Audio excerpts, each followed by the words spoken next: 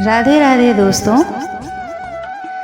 आज की कहानी है कृष्ण तथा फल बेचने वाली। ये एक बहुत ही खूबसूरत कहानी है दोस्तों। तो चलिए आज की कथा शुरू करते हैं। मथुरा की एक सुखिया नाम की मालिन गोकुल में साग भाजी तथा फल फूल बेचने के लिए आया करती थी। वह गोकुल में गोपियों के घर पुष्प तुलसी इत्यादि देने जाती तो वहाँ की गोपियों से कन्हैया की बातें सुना करती थी। गोपियाँ मालिन को बताती थीं कि नंद रानी यशोदा जी श्याम सुंदर को आंगन में नचा रही थीं और ताली बजा बजाकर मधुर कोमल स्वर में गा रही थीं। कन्हैया के चरणों के नुपुर बज रहे थे तथा कमर में किंकिनी शब्द कर रही थी। कन्हैया जब यशोदा जी का गाना सुनते हैं तो वो स्वयं भी गाने लगते हैं और माता को ताली बजाते देखकर स्वयं भी ताली बजाने लगते हैं। नाचते समय कन्हैया के गले में पहना हुआ अत्यंत सुंदर बगनखा इस प्रकार झूल रहा था मानो बादलों के बीच द्वितीया का चांद प्रकाश फैला रहा हो। कन्हैया के माथे पर काली काली घुंघराली लटें लटक रही थीं और ललाट पर लटकन ऐसे लटक रहा था मानो चंद्रमा के बीच तारे हों।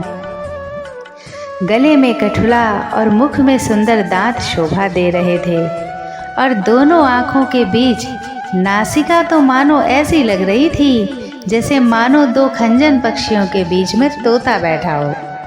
यशोदा जी अपने पुत्र की सुंदरता पर निहाल होकर उन्हें नचा रही थीं। गोपी कहती, कन्हैया के उस समय की शोभा मेरे मन से हटती ही नहीं है। मालिन को कृष्ण कथा सुनने का व्यसन सा हो गया।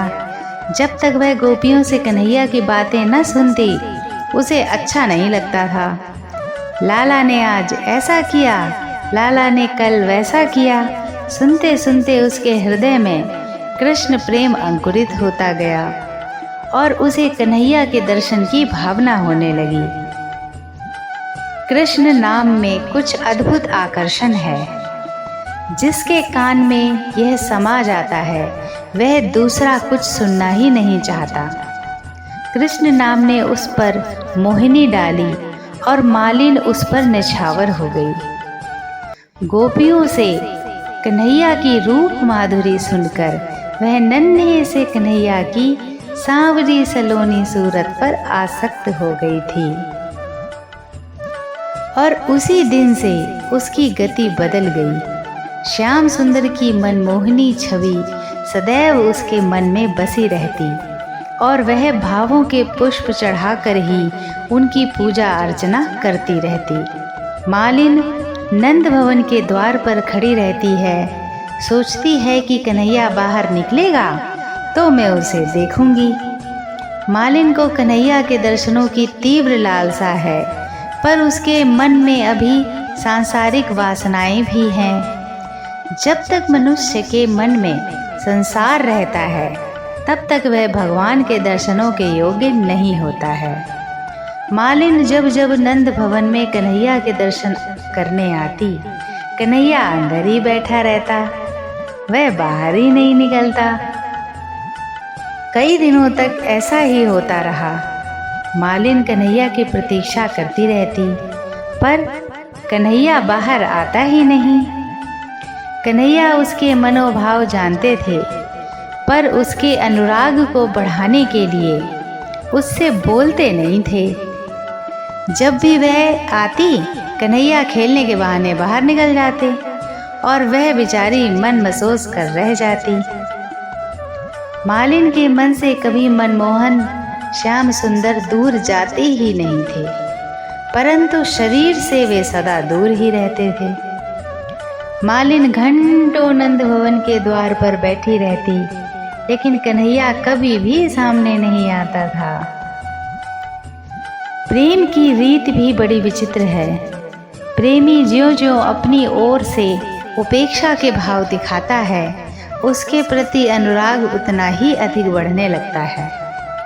विकलता उस आनंद को बढ़ाती है और फलस्वरूप वेदना ही मिलती है। पर अंत में चाह ही उसे प्रेमी तक पहुंचाती है।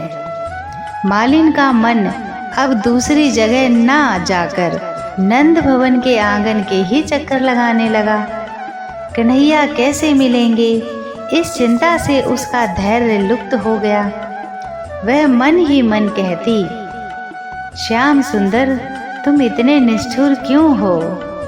जो तुम्हें चाहते हैं उनसे तुम दूर भागते हो, और जो तुमसे वैर करते हैं उन्हें प्रसन्नता से अपने पास बुला लेते हो। तुम्हारी इस वक्रता का असली रहस्य क्या है, इसे कौन जान सकता है? हृदय से निकली हुई सच्ची प्रार्थना में अगाध शक्ति होती है।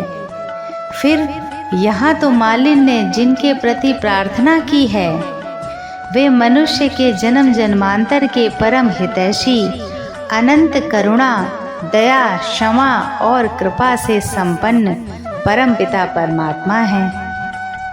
तब भला उन पर इस प्रार्थना का प्रभाव क्यों न पड़ता? वे तो ऐसी सच्ची प्रार्थना की राह ही देखते रहते हैं।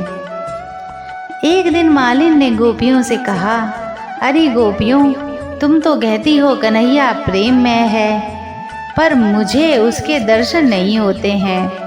मुझे कन्हैया के दर्शन हों, ऐसा कोई उपाय बतलाइए। तो गोपियों ने मालिन से कहा, मालिन, तुम्हें कोई नियम लेना पड़ेगा। मालिन ने कहा, मैं बहुत गरीब हूँ, ऐसा नियम बताइएगा जो मैं रख सकूं। गोपियों ने कहा, मालिन, तुम कन्हैया के दर्शन के लिए नंद बाबा के द्वार पर खड़ी रहती हो, इसकी बजाय तुम आज से नंद भवन की 108 प्रदक्षिणा का नियम ले लो। प्रदक्षिणा करते करते तुम कन्हैया से प्रार्थना करना कि मुझे आपके दर्शन करने हैं। मालिन हर रोज नियम से नंद बाबा के महल की 108 प्रदक्षिणा करती है। प्रदक्षिणा करते हुए कन्हैया को मनाती है, नंद कुमार बाहर आइए, मुझे दर्शन दीजिए। धीरे धीरे उसका मन शुद्ध हो रहा है। श्री कृष्ण दर्शन के लिए उसके प्राण तड़प रहे हैं। वैसे तो मालिन फल सब्जी इत्यादि बेचकर मथुरा चली जाती, किंतु उसका मन गोकुल में नंद भवन में ही रह जाता। प्रातः काल उठते ही वे अपने मन की खोज में फिर गोकुल आती और अपने मनमोहन के साथ अपने मन को क्रीड़ा करते देखकर वह अपने आप को ही भूल जाती। उसका मन कन्हैया को स्पर्श करने के लिए सदैव व्याकुल रहता। जब कन्हैया को देखने छूने की मालिन की चाह अपनी पराकाष्ठा को पहुंच गई और अब उसे संसार में कन्हैया के सिवाय कुछ भी नहीं दिखने लगा, तब फिर कन्हैया के मिलन में क्या देर थी। अगर चाह असली हो तो कन्हैया तो चाहने वालों से दौड़कर लिपटने वाले हैं। अब मालिन की चाह में किसी प्रकार का आवरण नहीं रहा, उसकी चाह कृष्णमयी हो गई थी। आज मालिन ने निश्चय किया कि कन्हैया के दर्शन के बिना वह पानी भी नहीं पिएगी। सुंदर सरस फलों की टोकरी सिर पर रखकर कन्हैया की मोहनी छवि का ध्यान करती हुई गोकुल में आकर पुकार उठी, फल ले लो री फल।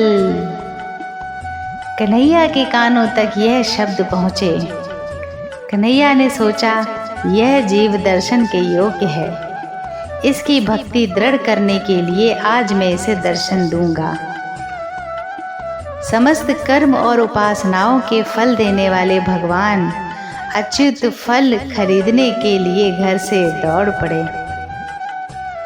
छोटे से कन्हैया हैं, बहुत सुंदर दिखाई दे रहे हैं। यशोदा माता ने पीतांबर पहनाया है, स्वर्ण की करधनी और बाजूबंद पहने हैं, कानों में मकराकृति कुंडल हैं, माथे पर गोरोचन का तिलक है व रेशम सी काली अलकावली बिखरी हुई है। मोर मुकुट धारण किए हैं, हाथ में छोटी सी बांसुरी है, आँखों में प्रेम भरा है, चरणों में स्वर्ण के निपुर पहने हैं और छुम छुम करके दौड़े आ रहे हैं। अपने लाल लाल हाथों की छोटी सी अंजलि में अनाज लेकर वे जल्दी जल्दी हांफते हुए मालिन की ओर दौड़ पड़े। उनकी कोमल अंजलि में से काफ़ी अनाज तो रास्ते में ही बिखर गया और जो थोड़ा सा अंजलि में रह गया वह कन्हैया ने मालिन की टोकरी में डाल दिया। कन्हैया उस मालिन से फल लेने को अधीर थे। मालिन का मन भी कन्हैया को अपनी ओर आते देखकर कृष्ण प्रेम से ओतप्रोत हो रहा था। चिरकाल की साध पूरी होते देखकर मालिन अपने आप को भूल गई। मालिन के एक भी पुत्र न था। कन्हैया को देखकर उसके मन में ऐसा भाव जागा कि मेरा भी ऐसा पुत्र हो तो कितना अच्छा हो। यशोदा माता जब कन्हैया को गोद में लेती होंगी तो उन्हें कितना आनंद होता होगा। मुझे भी कभी ऐसा आनंद मिल सकेगा। मालिन के हृदय में प्रेम है कि कन्हैया मेरी गोद में आ जाए, पर वह सोचती है कि मैं ऐसा कैसे कहूँ कि तुम मेरी गोद में आ जाओ। श्री कृष्ण तो अंतर्यामी हैं। वे मालिन के हृदय के भाव जान गए और सुखिया मालिन की गोद में जाकर बैठ गए। अब मालिन के मन में ऐसा पुत्र प्रेम जागा कि कन्हैया मुझे एक बार माँ कहकर बुलाए। कन्हैया को मालिन पर दया आ गई। कन्हैया ने सोचा कि जीव कैसा भाव रखता है उसी भाव के अनुसार मैं उससे प्रेम करता हूँ। कन्हैया ने कहा, माँ मुझे फल दे। माँ शब्द सुनकर मालिन को अतिशय आनंद हुआ। वह सोच रही है लाला को क्या दूं। मालिन का मन कन्हैया पर न्यौछावर हो जाता है। कन्हैया के परम दुर्लभ कोमल कर कमलों के स्पर्श का सुख प्राप्त करने को अधीर फल बेचने वाली सुखिया ने अब उनके दोनों हाथ फल से भर दिए। कन्हैया के हाथों में फल आते ही वे दौड़कर घर के अंदर चले गए। साथ ही मालिन का मन भी चोरी करके ले गए। वह तो पागल सी हो गई और बैठे बैठे ही स्वप्न देखने लगी कि कन्हैया मेरी गोद में बैठा है। उस समय मालिन के मन की दशा का वर्णन कौन कर सकता है। कन्हैया के लिए उसने अपना सर्वस्व समर्पित कर दिया। अब मालिन के घर जाने की भी इच्छा नहीं है, पर घर तो उसे जाना ही होगा। उसने टोकरी सिर पर रख ली और कन्हैया का स्मरण करते करते घर पहुंच गई। घर जाकर देखा कि संपूर्ण अभिलाषाओं को पूर्ण करने वाले भगवान श्री कृष्ण ने प्रेम के अमूल्य रत्नों हीरे मोतियों से उसकी खाली टोकरी भर दी। मालिन की टोकरी कन्हैया ने रत्नों से भर दी और उसका प्रकाश चारों ओर फैल गया और उस प्रकाश में मालिन को कन्हैया ही दिखाई देते हैं। आगे श्री कृष्ण, पीछे श्री कृष्ण, दाएं श्री कृष्ण, बाएं श्री कृष्ण, भीतर श्री कृष्ण, बाहर श्री कृष्ण। श्री कृष्ण के अलावा उसे कुछ भी दिखाई नहीं देता।